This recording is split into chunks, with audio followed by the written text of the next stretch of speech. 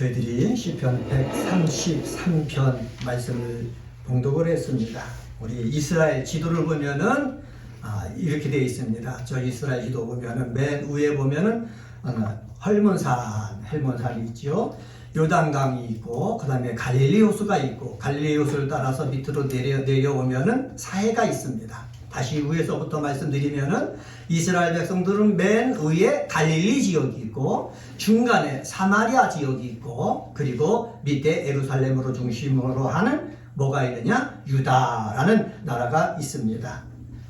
이 이스라엘 백성들이 이렇게 갈릴리, 그 다음에 사마리아, 이렇게 유다 중심으로 나누어 있는데 다윗이 왕이 됐습니다. 왕이 됐을 때 어떤 상황에서 왕이 되느냐? 북쪽에 갈릴리, 사마리아 중심으로 10개의 지파가 하나가 되어가지고 사울왕을 따르고 있습니다. 밑에 두 나라 베냐민과 유다는 남유다라고 해가지고 다윗을 지지하는 쪽입니다. 사울왕이 죽게 되자 사울이 지배하던 북이스라엘이라는 나라는 점점 약해지고 남쪽에 두 개의 지파가 하나가 되어 있는 남유다가 점점 강성해지게 됩니다. 강성해지다 보니까는 어떤 일이 벌어졌느냐? 북쪽에 있는 10개의 지파의 장로들이 다윗에게 와가지고 우리 왕이 되주십시오 이렇게 고백하는 것입니다. 그래서 이 다윗이 북쪽에 있는 10개의 지파와 남쪽에 있는 2개의 지파를 합해가지고 뭐를 이루게 되느냐? 통일왕국을 이루게 됩니다. 통일왕국을 이루게 되니까는 이스라엘 땅에 뭐가 있습니까? 예루살렘이 있고 그 예루살렘에 하나님의 언약궤가 있는 거예요. 언약궤에는 뭐가 있으느냐? 그 언약궤에는 10계명이 들어있죠. 아론의 쌍난지팡이가 들어가 있죠. 만나하니가 들어가 있는 것입니다. 하나님을 사랑하는 다윗이 왕위에 오르고서 뭐가 생각나느냐? 야, 이 나라가 북쪽에 10개의 지파, 남쪽에 2개의 지파가 있는데 하나가 되어야 되겠다. 그런데 인간적으로 내가 왕이 되겠다고 하나가 되게 할 수가 없으니까는 북쪽에 있는 10개의 지파가 하나님 앞에 예배드리기 위해서 언약궤가 있는 예루살렘 시온까지 내려와야 되고, 남쪽에 있는 유다도 어떻게 시온에 나와서 하나님 앞에 예배드려야 되는데, 예배드릴 때마다 하나님 앞에 찬양하면서 기도하면서 나와서 하나가 되었으면 좋겠다, 이런 마음이 든 것입니다. 그래서 시편 133편 시작할 때 성경에 뭐라고 쓰여져 있느냐? 이렇게 쓰여져 있습니다. 다윗의 시, 성전에 올라가는 노래. 그러니까 이스라엘 백성이 북쪽에서부터 예배드리러 올라올 때 이런 노래를 부르면서 오라는 거예요. 남쪽에 유다 사람들이 하나님 앞에 예배드리러 갈 때 이런 노래를 부르라는 거예요. 그 노래가 시편 133편이에요. 133편 가운데 1절에 보면 이렇게 나와 있습니다. 1절에 보면은 보라, 형제가 연합하여 동거함이 어찌 그리 선하고 아름다운고. 우리 성경에는 이렇게 번역되어 있지 않습니까? 근데 히브리 성경에는 뭐부터 나온 줄 아십니까? 보라, 그 다음에 여기 보면 어찌 그리 선하고 또 어찌 그리 아름다운고, 이게부터 나오고 있습니다. 여기서 선하다라는 말은 토부라는 단어예요. 창세기 1장에 보면은 하나님께서 이 세상을 만드시고 보시기에 좋았더라 라고 계속해서 말씀하고 있거든요. 그때 사용한 단어가 뭐라고요? 토부라는 단어예요. 한번 따라서 해봅시다. 토부. 네, 토부는 하나님이 보시기에 뭐했다? 좋았다라는 거지요. 또 여기 보면은 아름다운 거라고 되어 있지 않습니까? 아름다운 거에 해당하는 히브리어가 있는데 나임이라는 단어입니다. 한번 따라서 해봅시다. 나임. 이 나임이라는 단어는 아름답다라고 번역되어 있지만은 또 이렇게 번역할 수가 있습니다. 즐거운 또는 유쾌한이라고 번역할 수가 있습니다. 한번 따라서 해봅시다. 즐겁다, 유쾌하다. 그래서 이것을 킹제임스 버전은 뭐라고 번역했느냐? 얼마나 좋고 얼마나 행복한지 이렇게 번역을 했어요. 예배드리러 나올 때마다 이스라엘 백성들이 찬양하고 기도하는 내용이 무엇이냐? 야, 예배당 앞에 우리 성도들이 함께, 우리 이스라엘 공동체들이 함께 가서 예배드리는 것이 너무 좋다, 너무나 즐겁다, 너무나 유쾌하다, 이렇게 하면서 나왔다는 거예요.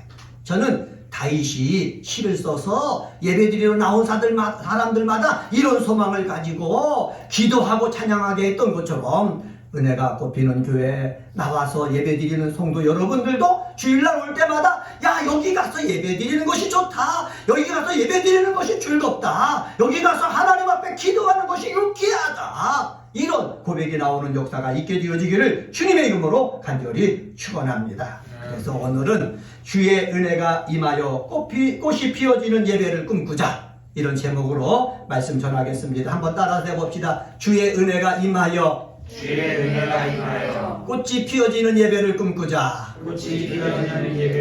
네, 이건 저의 기도 제목입니다. 우리 은혜가 꽃피는 교회 많은 성도가 아니지만 적은 숫자가 와서 우리 찬양을 합니다. 기도를 합니다. 말씀을 듣습니다. 그리고 세상을 나갑니다. 그럴 때 우리 속에 올 때마다 어떻게 주님의 은혜가 임하는 우리 예배가 되게 하여 주시옵소서. 주님의 예배가 임해서 내 삶에 꽃이 피어지게 하여 주시옵소서. 꽃이 피어지려면 어떡합니까? 물을 줘야죠. 영양분을 줘야죠. 햇빛을 줘야죠. 물이 임하고 영양분이 임하고 햇빛이 임함으로 말미암아 내 인생의 꽃이 피어지고 내 믿음의 꽃이 피어지고 내 삶의 꽃이 피어지는 역사가 있게 되어지기를 주님의 이름으로 간절히 축원합니다.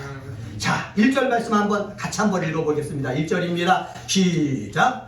보라, 형제가 연합하여 동거함이 어찌 그리 선하고 아름다운고. 첫 번째로 삶의 자리에서 서로 도와주는 예배자를 꿈꿔야 됩니다. 한번 따라서 해봅시다. 삶의 자리에서 서로 도와주는 예배자를 꿈꾸자. 네, 삶의 자리에서 서로 도와주는 예배자를 꿈꾸는 이한우 목사가 되어지고 여러분들이 되어지기를 예수의 이름으로 간절히 축원합니다. 1절에 보면은 형제가 연합하여 동거함이라고 얘기했습니다. 여러분, 형제는 어떤 사람입니까? 혈통적으로 묶여진 관계를 형제다, 이렇게 얘기합니다. 이스라엘 백성들에게 형제는 이것을 떠나가지고 다 혈통적으로 묶여 있으니까는요, 혈통적으로 야곱의 아들로 묶여져 있는데 이들이 또 형제라고 할 때는 하나님 중심으로 묶여진 공동체이기 때문에 그렇습니다. 하나님의 중심으로 묶여져 있는 이 공동체가 어떻게 해야 된다? 연합하여 동거해야 된다라고 말씀하고 있습니다. 그런데 우리 한글말 성경에는 연합이라는 말이 있잖아요. 근데 히브리 성경에는 연합이라는 말은 없습니다. 뭐만 있느냐? 동거함이 쓰는 거예요. 동거함이란 뭐냐? 함께 산다는 거예요. 한번 따라서 해봅시다. 우리는 함께 사는 존재입니다. 네, 우리는 함께 사는 존재예요.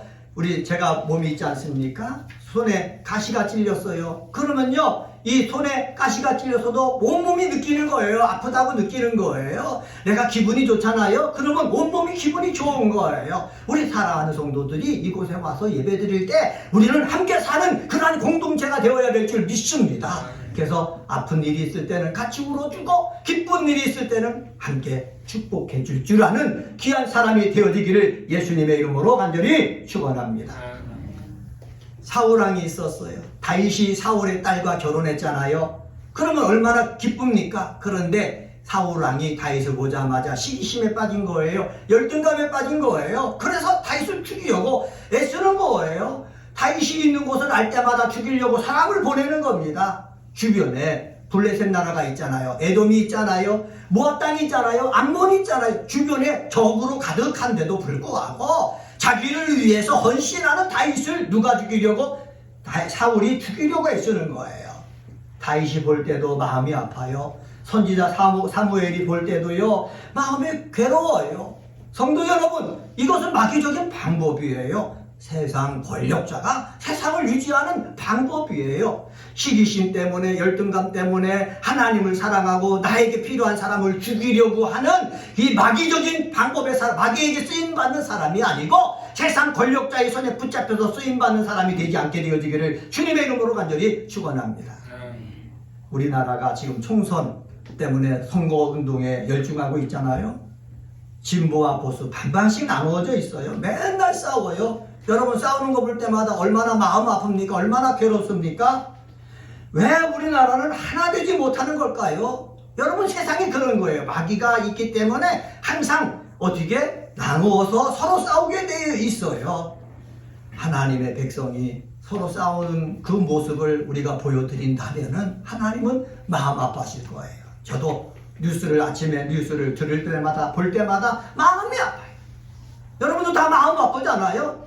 믿는 사람이 싸운다고 그러면은 하나님은 분명히 마음이 아프실 것입니다. 세월이 흘렀어요. 아까도 말씀드렸지만은 블레셋과의 전투에서 사울 왕이 죽었어요. 사울 왕의 아들도 죽었어요. 그래서 살아남은 사람이 아들이 하나 있는데 무비보셋이에요. 장애우예요. 이 장애우가 어떻게 해요? 자기가 북이스라엘을 이어받을 생각을 하지 않는 거예요. 그러다 보니까는 10개의 지파의 장로들이 날마다 강해지고는 다윗을 찾아가서 어떻게 했다고요? 우리의 왕이 되어 주십시오. 그랬다고 했지 않습니까? 그래서 어떻게 했어요? 10개의 지파가 2개의 지파와 하나합해서 무슨 왕국을 이루었다? 통일왕국을 이루었다. 여러분, 우리에게 이런 마음이 필요한 거예요. 내가 연약하고 내가 안 되면은 잘 되는 사람한테 비록 인원수는 10대 2에 불과하지만은 우리를 위해서 수고해 주십시오. 우리를 좀 위해서 섬겨 주십시오. 할 수 있는 그 마음이 있어야 될 줄 믿습니다.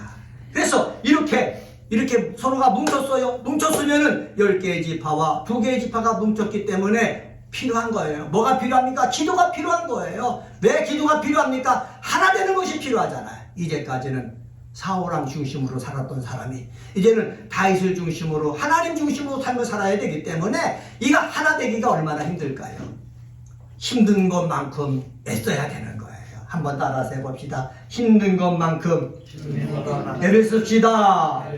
네, 이걸 다윗이 알았다고 그랬지 않습니까? 그래서 예배 드릴 때마다 우리 형제가 함께 사는 것이 정말로 복되고 즐겁고 하나님을 기쁘게 하는 일이다. 그렇게 외친 거예요. 우리 가정도 마찬가지예요. 교회도 마찬가지예요. 하나 되는 것이, 하나로 사는 것이 하나님이 기뻐하는 것이고 우리를 유쾌하게 하는 것인 줄 저는 확신합니다. 한번 따라서 해볼까요? 하나 되는 것이 우리를 기쁘게 하는 것이요, 하나님을 유쾌케 하는 것입니다. 네, 그렇습니다. 그런데 세상은 어때요? 자기 중심으로만 사는 거예요. 자기 욕심만 이루려고 사는 거예요. 자기 중심으로 자기 욕심만 이루려고 살다 보니까 이 세상 우리 갈 때가 되는 거예요. 하나님 나라에 갈 때가 오는 겁니다. 그때서 생각하는 거예요. 내가 돈을 가지기 위해서 그렇게 욕심 부리고 형제간의 의를 끊고 나만을 위해서 삶을 살았는데 그렇게 욕심을 부리며 살았던 것들 이 세상에 다 놓고 가야 되거든요. 그때서 후회하는 거예요. 사랑하는 성도 여러분, 내가 가진 것 때문에 내 가진 것을 지키려고 형제 자매들 믿음의 공동체 안에서 정말로 고통스러운 일, 마귀적인 일 행하는 것이 아니라 함께 살 수 있을 정도로 격려도 하고 나눠주고 나도 헌신하는 그러한 모습이 있게 되어지기를 주님의 이름으로 간절히 축원합니다. 출애굽한 이스라엘 백성들에게 하나님께서 시내산에서 계약을 맺었어요. 계약을 맺으면서 10가지 계명을 주셨거든요. 10계명을 주셨잖아요. 10계명을 주시면서 어떻게 10계명을 이행할 수 있는 여러 가지 보완할 수 있는 법률들을 만들어 주셨어요. 그 가운데 어떤 것이 있냐면 안식일이 있어요. 엿새 동안 열심을 다하 일하고 제7일은 하나님과의 깊은 관계를 맺는 시간으로 삼아라. 그래서 안식일을 주셨어요. 그리고 안식년을 주셨어요.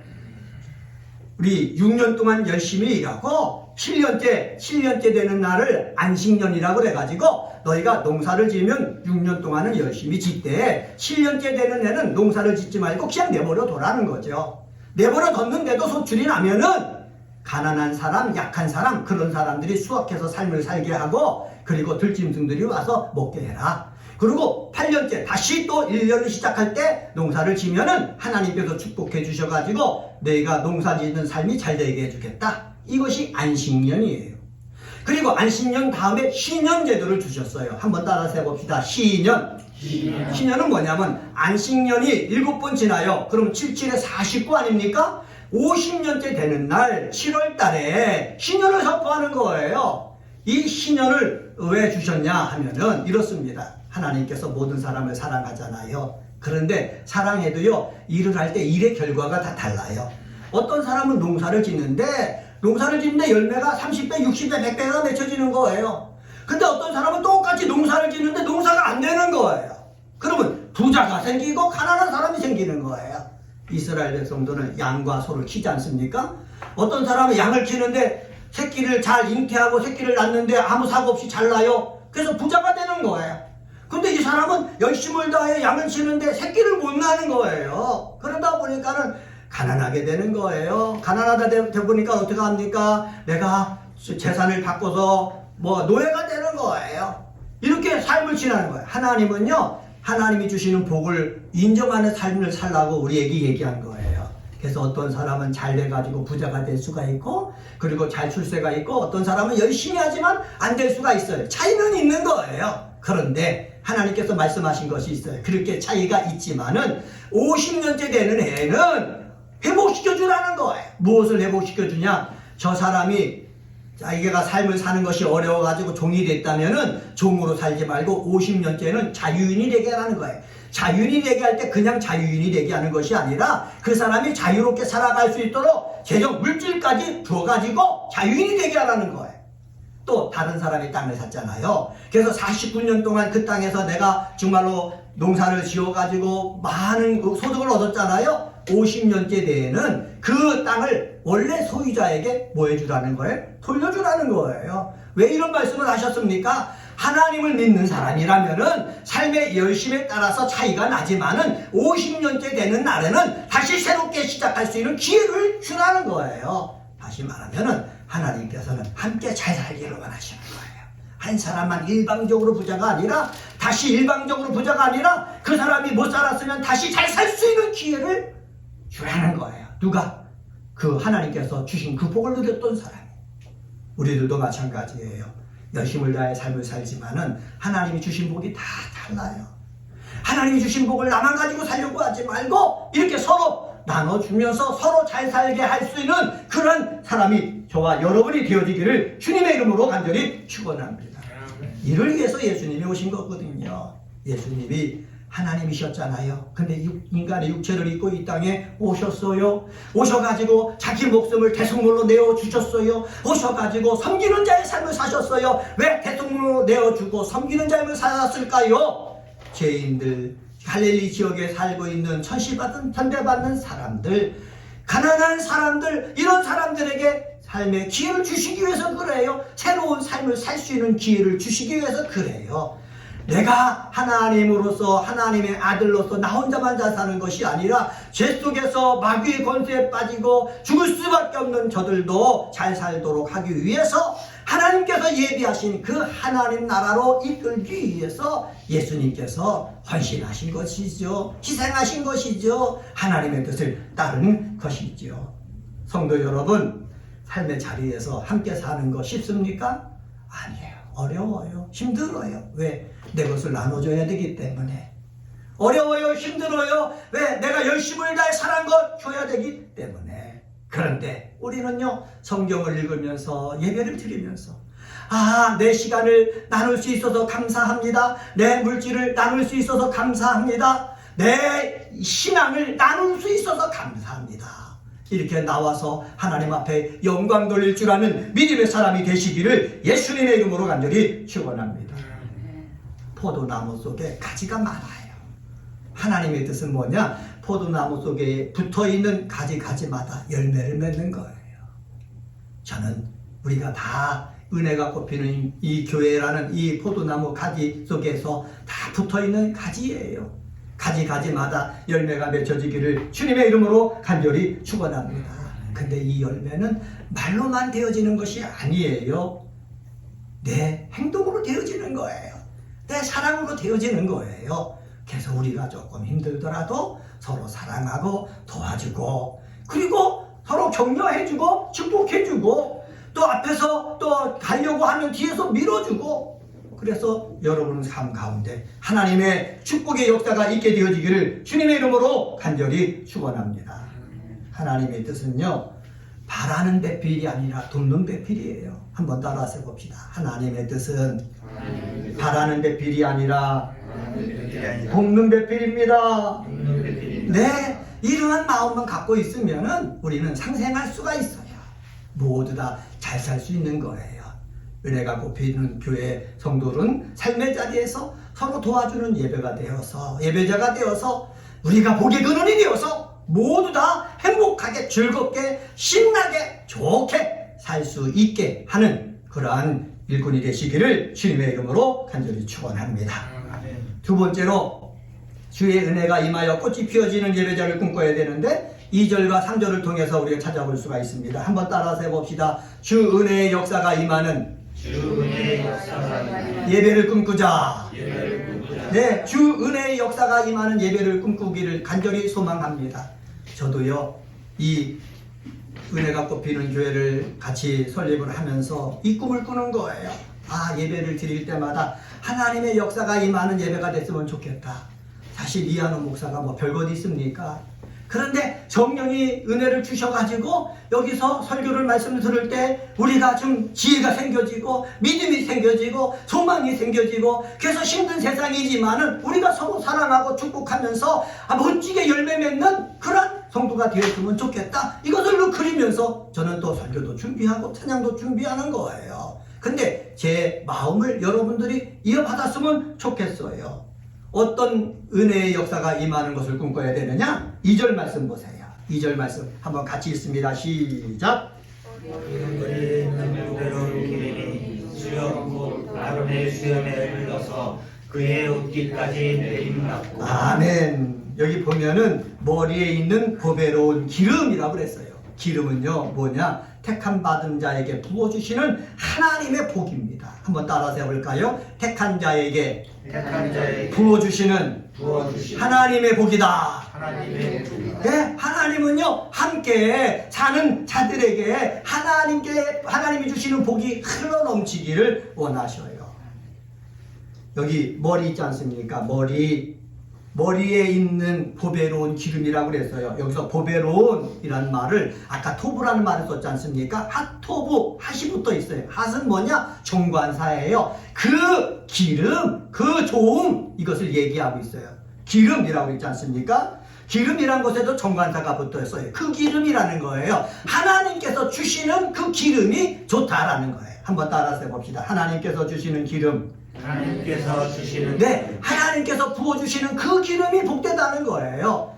이스라엘 백성 중에서 대제사장으로 내가 취임하잖아요. 그때요 머리에 기름을 붓습니다. 사람들이 볼 때 세상적인 기름을 붓지만은 상징적으로 그 기름은 사람이 붓는 기름이 아니라 누가 부어주시는 기름? 하나님께서 부어주시는 기름이라는 거예요. 여러분 그렇습니다. 하나님께서 부어주시는 기름이 내 머리에 임하고, 그리고 이것이 흘러서 수염에 임하는 거예요. 수염은 바로 뭐냐? 남자들의 영화와 권력의 상징이에요. 이 수염에 임하는 흐르는 겁니다. 수염까지만 흐릅니까? 아니에요. 대제사장이 입고 있는, 제가 지금 이 가운을 입었는데 가운의 옷깃을 따라서 옷자락까지 흐르는 거예요. 여러분 그렇습니다. 내 머리에만 하나님께서 주시는 기름만 흘러서는 안 되는 거예요. 내 수요, 다시 말하면 내 삶의 자리에서 하고 있는 일 속에도 뭐가 흘러야 된다? 보배로운 기름이 흘러야 되는 거예요. 그리고 내 삶에 나의 자취가 나타나는데 그 삶의 자취에도 뭐가 흘러야 된다? 보배로운 기름이 흘러야 되는 거예요. 이렇게 하나님의 성령의 역사가 내게 임해서 보배로운 기름이 머리끝에서부터 발끝까지 흘러나가게 되어질 때에 어떻게 해요? 하나님의 놀라운 은혜가 우리 속에 임하는 겁니다. 힘이 생기는 거예요. 소망이 생기는 거예요. 능력이 생기는 거예요. 그래서 이 험한 세상에서 어떤 일든지 어떻게 할 수 있다? 감당할 수 있게 되어지는 거예요. 이것을 우리는 꿈꿔야 되는 겁니다. 하나님, 말씀을 전하는 이한우 목사에게 머리서부터 그 다음에 수염 그리고 옷자락까지 보배로운 기름이 넘쳐 흐르게 하여 주시옵소서. 여러분이 기도해 줘야 설교할 때 은혜가 임하는 거예요. 명성교회 잘 아시잖아요. 우리 김상환 목사님이 목회자를 중심으로 간증할 때 이런 간증을 했어요. 나는 하나님의 은혜로 교회가 이렇게 부흥했습니다. 이렇게 고백을 하더라고요. 그러면서 그 이유를 설명한 거예요. 내 실력으로 교회가 부흥했다면은 하일동 지역에서 목회를 할 때 그때 부흥했어야 된다는 거예요. 근데 그때 부흥을 못한 거예요. 망하고 안 돼가지고 지금 있는 교회로 온 거예요. 그때 광성교회 김창인 목사님이 도와주셨고, 우리 김복한 집사님 여기 앉아 계시지만은 맨날 도움 주기 위해서 거기에 가셨거든요. 그런데 거기다가 명일동에다 교회를 설립해보니까 사람들이 몰려오는 거예요. 김상환 목사님이 찬양만 해도 성도들이 은혜 받았다는 거예요. 옛날 얘기만 해주는데도 은혜 받았다는 거예요. 하나님의 은혜로 우리 김상환 목사님에게 강하게 역사하니까는 그렇게 우리나라에서 손가락에 내드는 큰 교회가 된 거예요.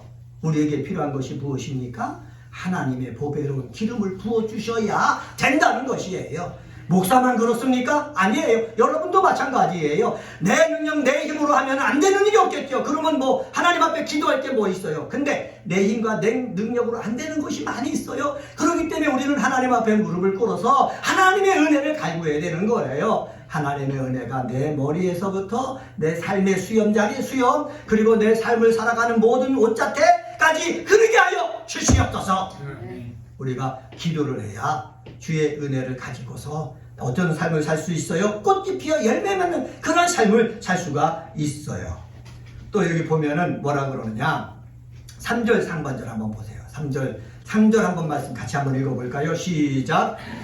헐몬의 이슬이 시온의 산들에 내림 같도다. 거기서 여호와께서 복을 명령하셨나니 곧 영생이로다. 여기 보면은 보배로운 기름이 머리서부터 수염, 옷자락까지 흐른다고 말씀드렸고, 두 번째로는 헐몬의 이슬이 시온 산들에 내림 같다 그랬습니다. 여기 보면은 여기 헐몬산 나오죠. 헐몬산, 헐몬의 이슬이라고 나오는데 이것은 바로 뭐냐면 거기서 물이 흐르게 되는데 이것이 요단강의 근원이 되는 거예요. 거기서 물이 흘러갖고 갈릴리 호수에서 물이 고여지지요. 그리고 갈릴리 물이 고여졌던 갈릴리 호수에 물이 흘러가지고 어디로 흘러갑니까? 사해바다로 흘러가는 것입니다.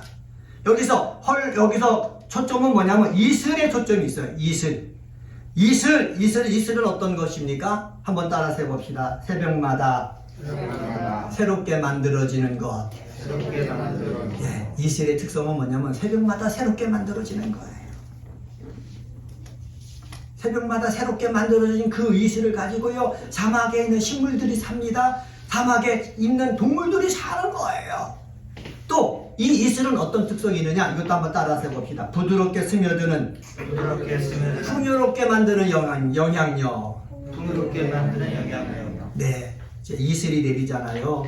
그러면요, 이 부드럽게 스며들게 하는 거예요. 땅속에 스며들게 하는 거예요. 그리고 그 이슬이 땅속에 스며들므로 말미암아 아무것도 자랄 수 없는 사막에서 새싹이 높게 하고요, 나무가 살아나게 만들고요, 풍요를 주는 거예요. 우리들이 소망하는 것은 무엇입니까? 많은 비를 소망합니다. 그런데 사막지대에는 우리가 소망하는 것처럼 많은 비가 내립니까? 안 내리는 거예요. 그러면 뭐가 필요한 겁니까? 이슬 한 방울, 매일 새벽마다 내리는 이슬 한 방울이 필요한 거예요. 사랑하는 성도 여러분, 여러분에게 정말 소낙비 같은 그 복이 임해가지고 삶을 사는데 신나 룰루랄라 하면 얼마나 좋습니까? 저도요, 소낙비 같은 복이 임해갖고 룰루 하면 얼마나 좋아요. 그런데 그게 안 되는 거예요. 그렇게 소낙비 같은 복이 임하지 않는 사람은 어떻게 해야 됩니까? 한 방에 이슬 갖고 삶을 살아야 되는 거예요. 얼마 전에 제가 배드민턴을 하는데 자체 대회를 했어요. 대회를 하고서 이제 끝난 다음에 이제 뭘 뽑냐면은 선물들을 주는 것을 뽑는 거예요. 34명이 참석했거든요. 그런데 30번을 뽑을 때까지 제 번호가 안 뽑히는 거예요. 제 번호가 안 뽑히는 거예요.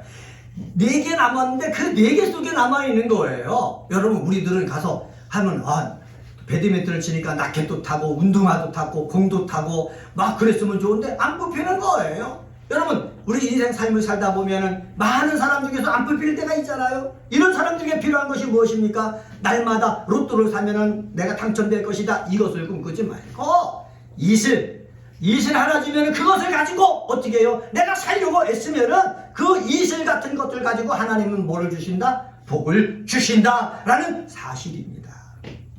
이슬은요, 헐몬산에만 임하는 것이 아니라 어디까지? 낮은 산, 시온산까지 임한다고 성경은 얘기하고 있어요. 헐몬산은 2770m가 된다고 그래요.